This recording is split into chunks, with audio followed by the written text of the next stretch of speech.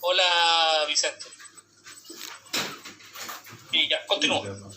Se define como el conjunto de compradores y vendedores que al interactuar, ya sea de manera directa o indirecta, establecen la cantidad transada de bienes y servicios de un determinado cantidad transada de bienes y servicios a un determinado nivel de precios.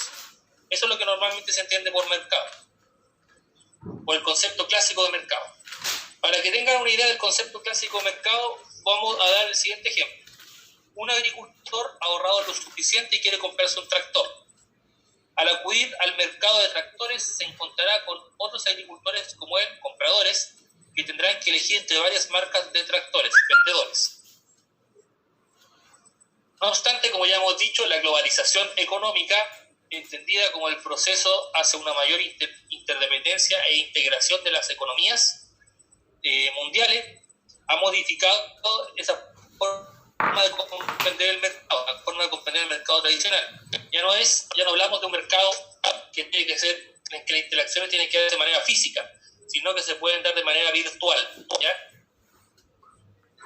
Esto tiene que ver con el desarrollo de nuevas tecnologías. Los sectores de las telecomunicaciones, el transporte y producción se han facilitado también la reducción de los costos, el traslado de productos de un lugar a otro, y los negocios vía Internet, obviamente la mejor calidad de producción y la mejor calidad también del Internet, el mismo servicio de Internet. Ha facilitado todos estos avances que han hecho que los mercados virtuales se hayan expandido cada vez más.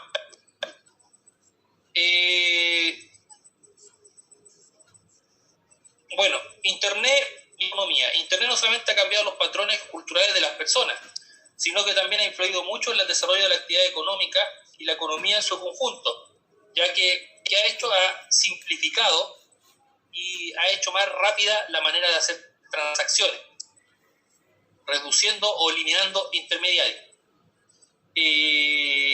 Bueno, a diferencia de épocas anteriores, las transacciones que se hacen a través de la red o de la web o de Internet viajan velozmente, ahorrando con ello tiempo, dinero y gastos de representación. ¿Por qué se caracteriza esta nueva economía de negocio al instante que se hace a través de Internet? Se caracteriza por una producción descentralizada, es decir, los diferentes productos de una cadena de producción se hacen en distintos lugares. Debido a que, como ya les dije, los elementos de las empresas que integran las empresas están ubicados en diversos lugares geográficos y solo una red de comunicaciones los une. A través de Internet, las diferentes dependencias de la misma empresa se comunican y coordinan la producción total que se hace en fases. Bien, ahora vamos a hablar obviamente de los mercados electrónicos, que consisten en plataformas de comercio online, o sea, en línea, que tienen como objetivo poner en contacto a compradores y vendedores. ¿Cómo funciona? Vamos a ver que ahora la letra es muy pequeña, así que yo voy a ir leyendo, traten de interpretar las imágenes, o sea, de ir viendo las imágenes que más bien van reflejando lo que yo les voy diciendo. Ya. Vamos, que no quiero hacer mucho movimiento, que si no se apaga el computador. Esas son las imágenes. Grábenselas. ¿Ya? Ok. Entonces, ¿cómo funciona? Primero, el cliente identifica una necesidad, el cliente que está en la computadora. Después busca y cotiza en diferentes páginas de Internet, que son las páginas de Internet que son de mercados que transan productos. Mercado Libre, Itch, Amazon,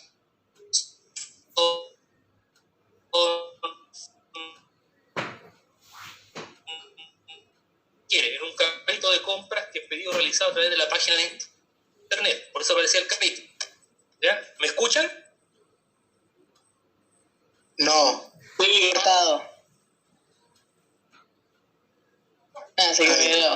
Ay. Se quedó Muy cortado, ¿no? Lo estamos perdiendo, Tiche, parece. Está yendo de dice que mi conexión a Internet es más o menos. Por pregunto. Ya, ahora amarilla. ¿Hace cuánto me escuchan mal? Ahora me escuchan bien. Ahora bien. Ya. Entonces vuelvo a repetir lo de los mercados electrónicos. Ya, sí. Ya, entonces, los mercados electrónicos consisten en plataformas de comercio online y que tienen como objetivo poner en contacto a compradores y vendedores. ¿Cuáles son esas plataformas? Por ejemplo, Mercado Libre, AliExpress, The little skinny yuppie girls in the 70s, and they went like this. And their husbands grown men. Grande. ya, ok, ahora sí, podemos volver. Woohoo! Entonces, Got any sugar? I said, sugar. Yeah. Just a cup of coffee. bajen el audio de lo que están escuchando. Ya, hombre. Drink it, dude. Ya, ok, ya, ahora sí. Por ejemplo, AliExpress, Wish, Amazon, Mercado Libre, etc. ¿Ya? Línea. Entonces, ¿cómo funciona? Como les dije, les voy a mostrar nuevamente la imagen. Traten de grabársela porque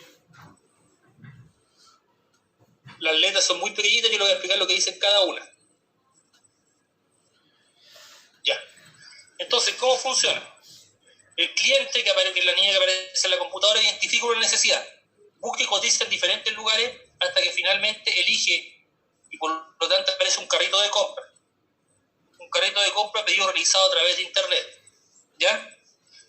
Después registra sus datos bancarios utilizando una tarjeta de crédito y paga por medio de transferencia electrónica o tarjeta de crédito.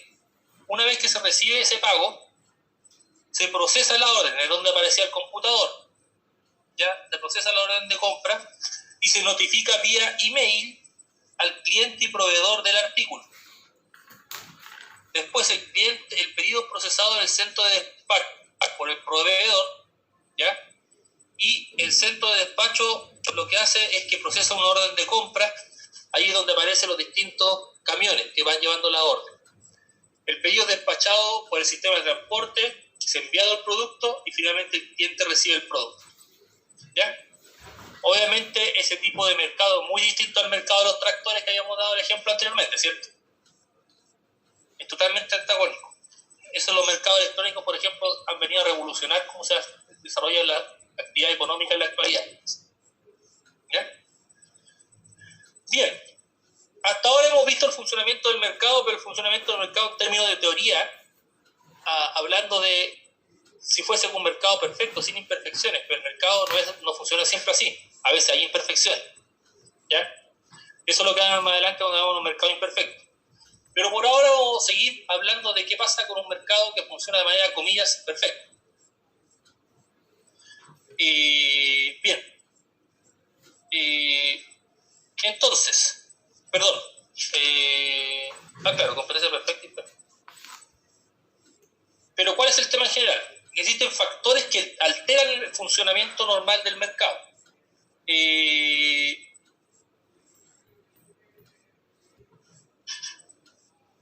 El funcionamiento del mercado o el comportamiento del mercado es fundamental en la economía de los países que tienen, ya sea economías de libre mercado o economías mixtas, que son la mayoría de los países del mundo.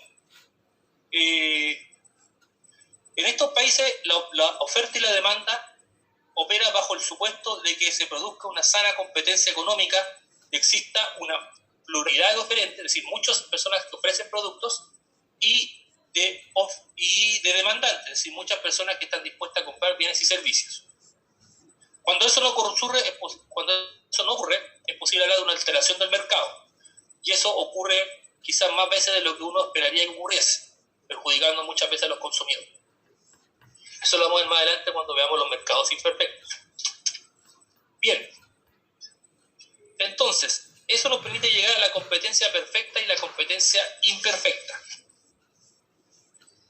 En el mercado de competencia perfecta, como ya lo habíamos adelantado, existe una gran cantidad de oferentes y de demandantes, ¿ya? Por lo tanto, la capacidad de una empresa para influir en la variación de los precios es muy limitada. Cuando existe mucho oferente, mucho demandante, una empresa no puede influir en determinar cuál es el precio que a ella le gustaría por determinado producto, sino que lo ofrece, lo establece la interacción de la oferta y la demanda.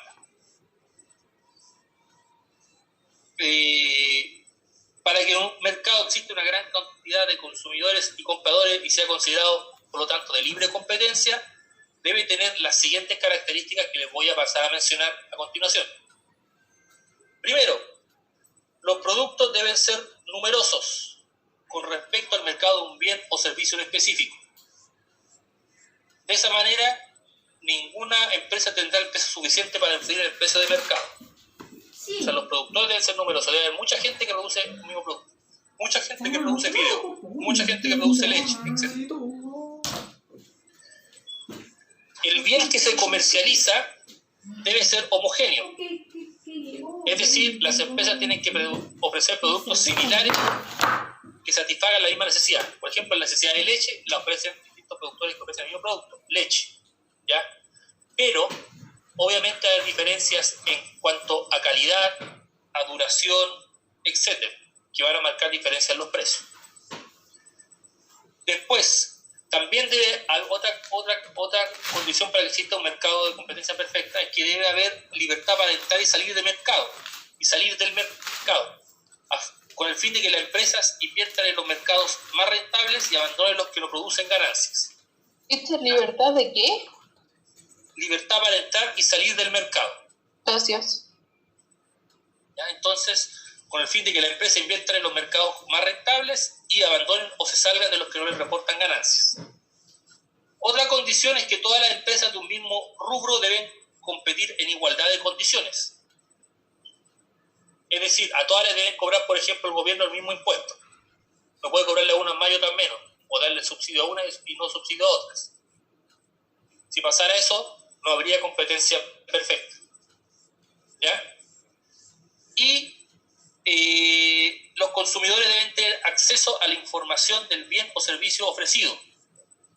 Lo que quiere decir que deben conocer los precios y la calidad de los productos para poder elegir con libertad con cuál se quiera. ¿Ya? Bien. Y por último, la última condición es que deben haber muchos compradores, ya que una gran demanda de productos dinamiza el mercado, le da movimiento y alienta a los oferentes a producir más y mejor. ¿Ya? A continuación les voy a hablar de cómo se logra el equilibrio, ¿ya? El equilibrio en cuanto a precio, a cantidad de productos en un mercado de competencia perfecta, dándole un ejemplo del funcionamiento de un mercado de competencia perfecta, en este caso el mercado de la leche. Dice así: existen pocos ejemplos de equilibrio en un mercado de competencia perfecta. El caso de la producción de leche tal vez sea el más emblemático. La leche es un producto homogéneo, es decir, no existen grandes diferencias entre las que producen diversos productores. En este sentido,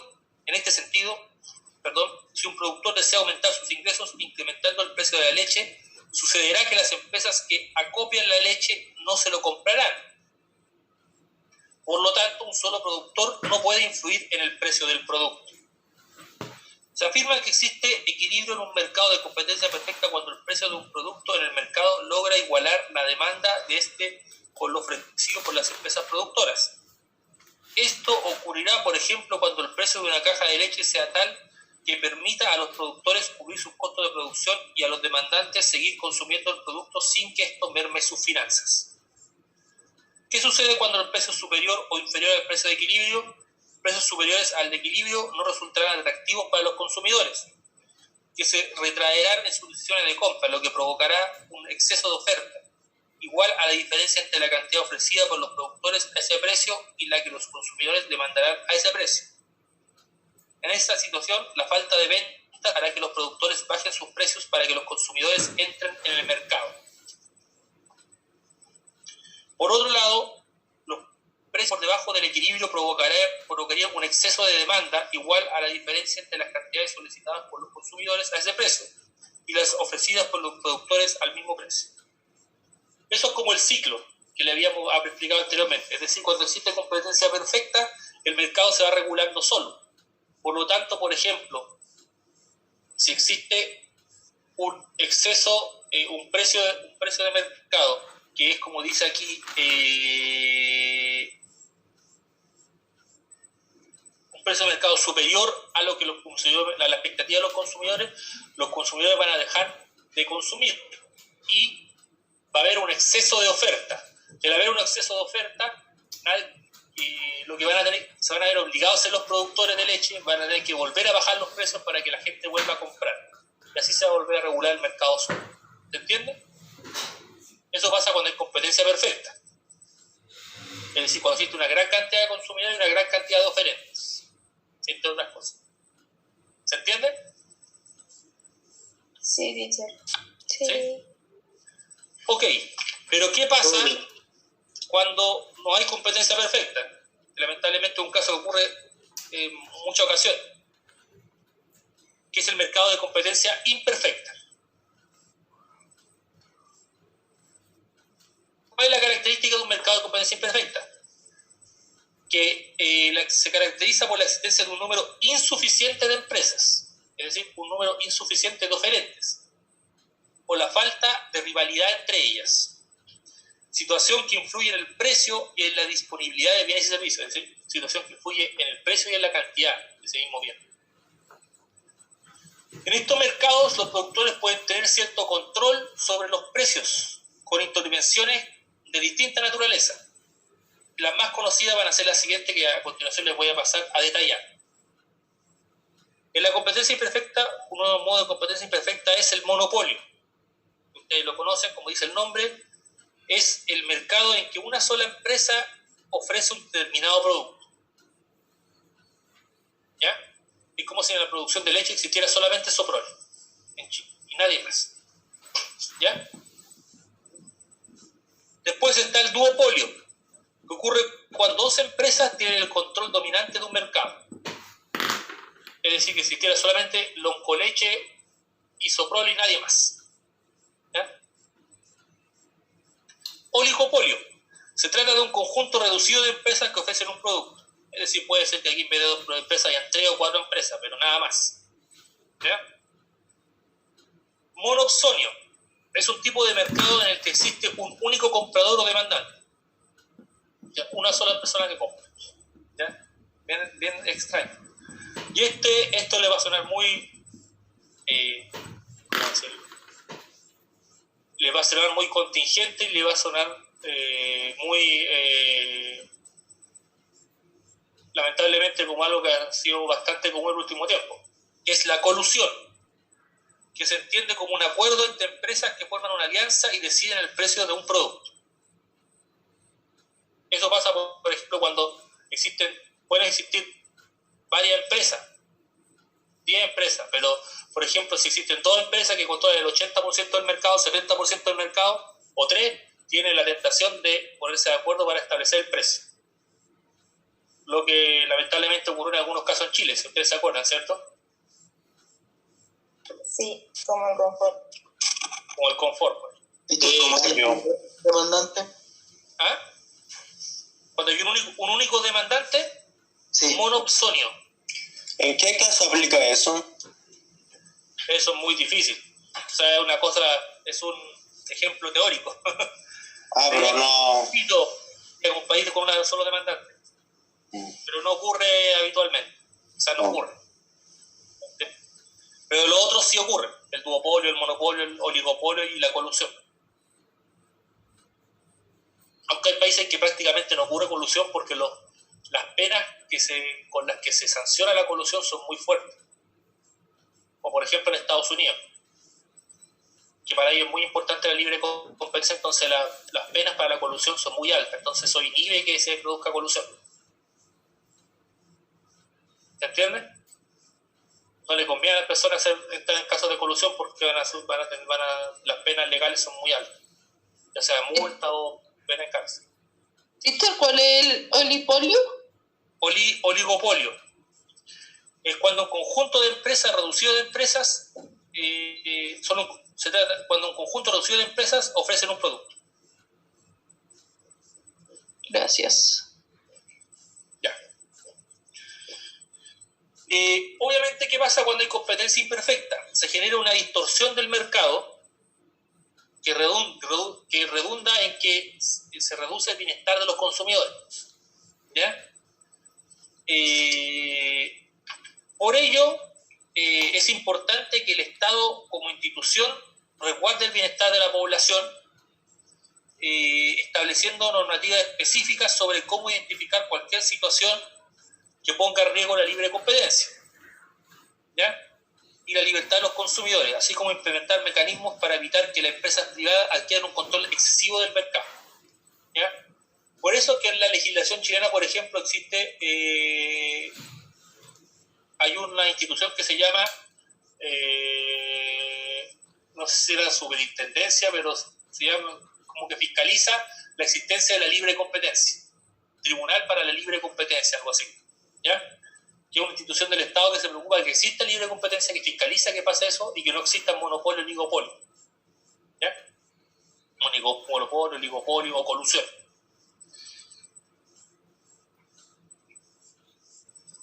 También el mercado económico se ve alterado por otras cosas, como por ejemplo los ciclos económicos y las externalidades. Hoy día vamos a alcanzar a hablar de los ciclos económicos. Los ciclos económicos influyen en las conductas que adoptan las personas y en la determinación de los niveles de precio. Por ejemplo,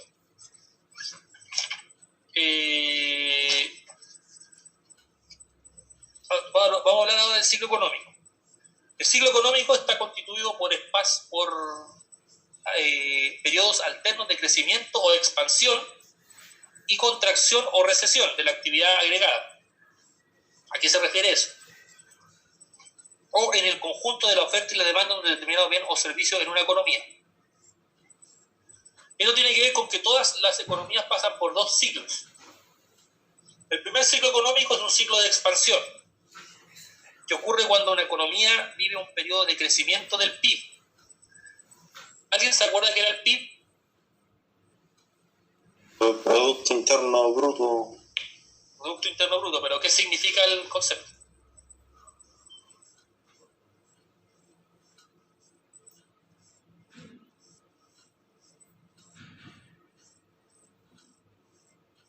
Dice, ¿no es la cantidad de dinero que tiene el Estado? ¿O nada que ver? ¿Cómo sería el presupuesto del Estado? Creo que... ¿Alguien se acuerda? ¿No es como el ingreso per cápita? Algo así, o por año.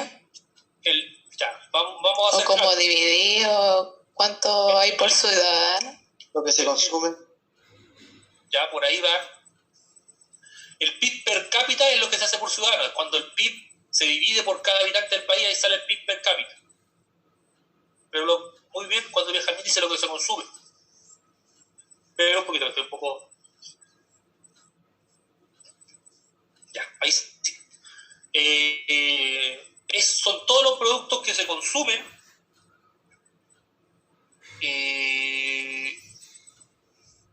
son todos los productos que se consumen y que se venden en un país en un año calendario.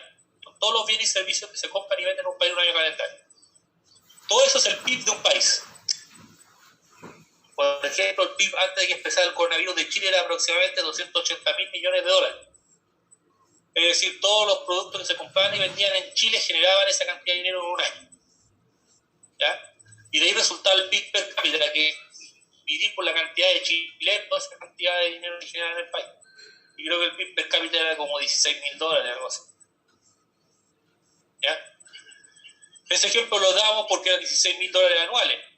Entonces, $16.000 anuales, si lo calculamos, 8 por 10 son 8 millones,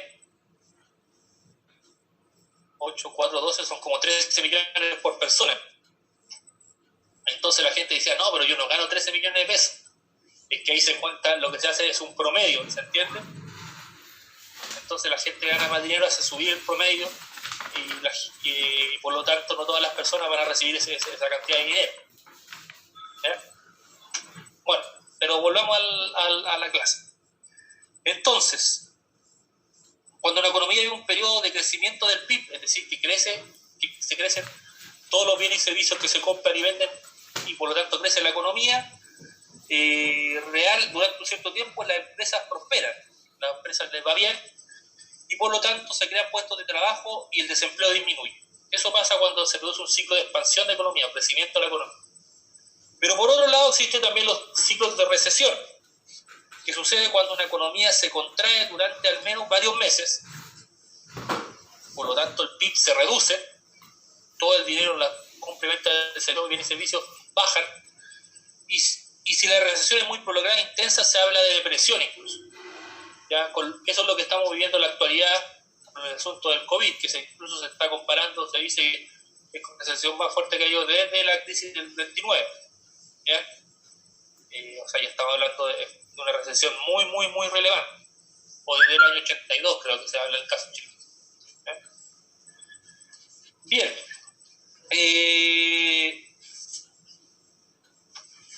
Obviamente los ciclos económicos, ¿por qué influyen en el comportamiento de la población? Cuando se produce un ciclo económico expansivo, eso hace que haya mayor disponibilidad de la gente para comprar. Y por lo tanto, también sucede que las personas, los productores vendan más. Cuando pasa lo contrario, cuando existe la recesión pasa todo lo contrario. Las personas están dispuestas a comprar menos y los productores venden menos. Ya. Las externalidades y la fijación de precios de aranceles que también influyen en los precios en el mercado. En los precios del mercado lo vamos a ver en la próxima clase. Y creo, o sea, les envié una pequeña cuestionario con preguntas acerca de la materia que hemos visto. ¿Ya?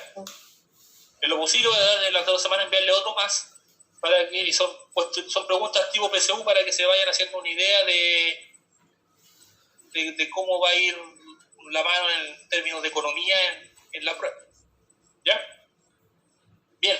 ¿Ha quedado alguna duda con respecto a la clase de hoy? No, teacher, gracias. ¿No? Porque hemos visto las cosas distintas, entonces... Clarinete. Excelente. Ya. Yo les dije, la economía es mucho como de sentido común. Así que por muchas cosas que sean muchas cosas muy distintas, muchos conceptos, son conceptos que si uno aplica de lógica los puede ir entendiendo. Y se van relacionando unos con otros. Bien, ahora necesito que ustedes recuerden que ahora necesito hacer 2 pantallas para sacar la asistencia. Así que necesito que enciendan cámara, por favor, todos.